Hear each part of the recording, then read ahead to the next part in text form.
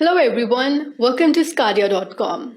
I'm Vardhanaz and the lecture topic for today's discussion is the glycogenolysis. So splitting this term, it means glycogen breakdown because glycogenolysis is the breakdown of glycogen. So which comes under the heading of the metabolism of glycogen. The metabolism of glycogen includes two major steps, which is the glycogenesis and glycogenolysis. In this lecture, we will be studying in detail about the glycogenolysis, the steps of glycogenolysis, and how we are going to progress. These are the outlines for our today's lecture. I'll be telling you a bit of the details of the individual heading or the topic, that how we are going to progress. First thing is the steps of glycogenolysis, which tells us that how glycogen, which is mostly present in the liver and muscles, are converted into the free glucose and released out of those specific organs and helps in to meet the needs of the glucose inside the body. Some important enzymes will be discussing their roles and their importance as well. We'll be studying about a major or the most important enzyme, which is the phosphorylase enzyme. This enzyme is present in both the liver and in the muscles. So liver phosphorylase and muscle phosphorylase are present in both the activated and inactivated forms. We'll be studying their characteristics in detail.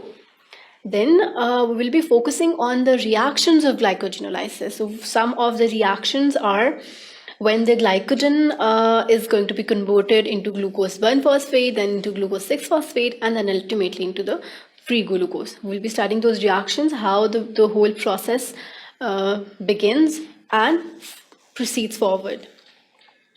The regulation of glycogenolysis is really important because it then includes further two things: the activation of phosphorylase enzyme and activation of inhibitor 1. The activation of the phosphorylase enzyme occurs, or it comes with the help of the catecholamines and glucagon, thyroid hormones with a hormonal influence. So we will be studying that how the activation of this phosphorylase enzyme will help in the regulation of glycogenolysis. Then we will be focusing on the activation of inhibitor 1, that how this enzyme is going to be preventing the conversion of active phosphorylase to the inactive form, and then ultimately converting back the inactive form to the active form. Then the major thing is the role of calmodulin. So calcium dependent protein, what is its role in the glycogenolysis of the muscles? We'll be studying that how the calmodulin is going to be helping the conversion of inactive enzyme to the active enzyme, how by binding to their active sites. We will be focusing on some other important pathways for glycogenolysis involving the alpha amylolysis and the gamma amylolysis. I'll be telling you the details in the lecture. Then lastly, we'll be studying about the regulation of glycogen metabolism, that how the whole process of glycogenolysis will be regulated. This will be involving both glycogenolysis and glycogenesis, because this is the regulation of glycogen metabolism.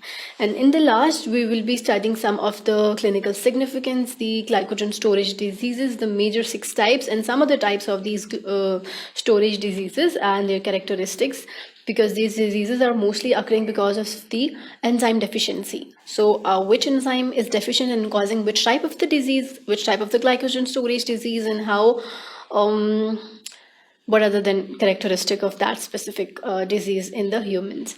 And that will be it. We will be studying all of these details in our today's lecture. So you can watch this lecture and multiple other lectures on the website Scadia.com. You can start your free trial today. Thank you so much for watching Scadia.com.